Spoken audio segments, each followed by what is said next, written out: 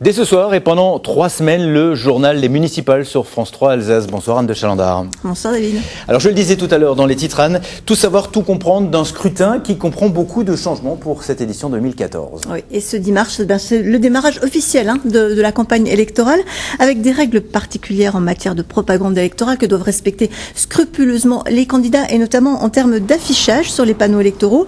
Vous avez pu le constater dans vos communes respectives, on a ressorti les fameux panneaux et les partis vont progressivement coller les affiches de leurs candidats suivant un ordre qui a été établi la semaine dernière par tirage au sort dans les préfectures. Alors, l'un des thèmes de cette campagne électorale à Strasbourg, la place de la voiture. Oui, on pensait effectivement que la polémique a été apaisée à Strasbourg, qui depuis maintenant 20 ans prône des modes de transport doux. Est-on finalement allé trop loin? Sylvie Malal et Philippe Dezombre sont allés poser la question aux Strasbourgeois. Lorsque vous faites des achats, etc., la voiture est quand même bien pratique pour rentrer. On ne peut pas toujours arriver dans un tram avec les bras chargés de paquets. C'est vrai qu'on pourrait prendre le tram, mais comme nous, moi j'ai mes enfants qui sont ici scolarisés en ville, on a du mal à se déplacer, on a du mal à se garer, non, c'est pas normal. Si ça pollue, ils ont qu'à changer les moteurs.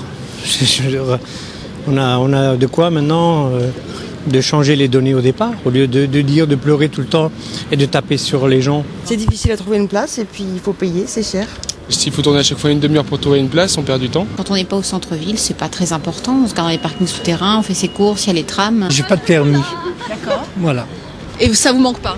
Pas du tout. Je prends les transports en commun, je marche. Alors, les problèmes de stationnement ne sont pas forcément au cœur des préoccupations des programmes des candidats, mais des groupes de pression tels que les commerçants ou les automobilistes comptent bien se rappeler justement aux candidats à 2 semaines donc du premier tour. Le reportage de Marie Pouchin et d'Yves Lédig. Strasbourg, son tram, ses vélos et ses gaz d'échappement. Loin derrière Amsterdam ou Copenhague, ici la voiture c'est encore un trajet sur 3, jusqu'à 1 sur 2 dans la CUS.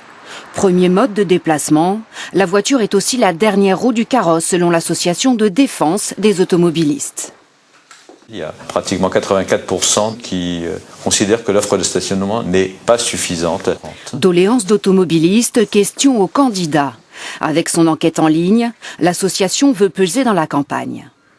Il y a un slogan qui avait été utilisé il y a quelques années qui était « En ville, sans ma voiture ». Et à cela, nous préférons répondre en ville avec ma voiture aussi. Circulation, zone 30 et surtout stationnement, le point noir pour les commerçants. 200 places de parking supprimées dans l'hypercentre en une année. Eux aussi comptent bien faire entendre leur voix. On ne peut pas critiquer les aménagements des places, la place du Château, la place Saint-Thomas, c'est très très joli.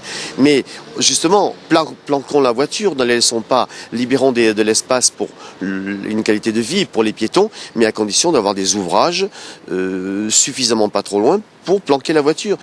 Leur proposition, créer 1200 places souterraines à Rive-Étoile et place de Bordeaux, entre l'hypercentre et les parkings relais. Ça tombe bien, Roland Ries et Fabienne Keller sont au moins d'accord sur l'idée. La candidate en promet même le double. C'est un dogme qui a été appliqué, c'est la chasse à la voiture. Je crois qu'aujourd'hui, il faut que chaque mode de transport puisse trouver sa place, mais une juste place. Et donc, priorité au transport doux, mais on doit pouvoir accéder à l'ensemble de la ville. Je note d'abord que les commerçants ont évolué et que leur revendication de jadis, qui était de construire des parkings en hypercentre, aujourd'hui n'est plus d'actualité. L'avenir, il est dans la réduction de la pénétration automobile au cœur des villes. Pas sûr que la voiture soit encore assez éloignée pour ses alliés d'Europe Écologie Les Verts. Certains, en revanche, que le ou la prochaine maire ne fera jamais vraiment marche arrière dans une ville qui a choisi les transports doux depuis une 20aine d'années.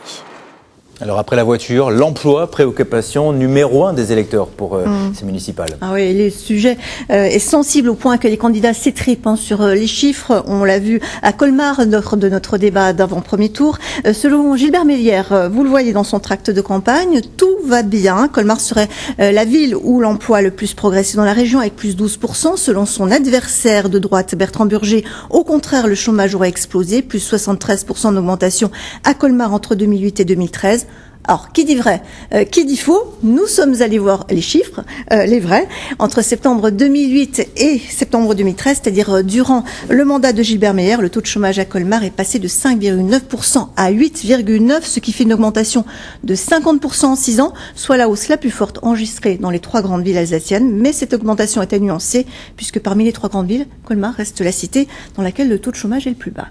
Dans ce journal des municipales, chaque soir, vous allez nous raconter une histoire, une belle histoire, j'espère. On va essayer.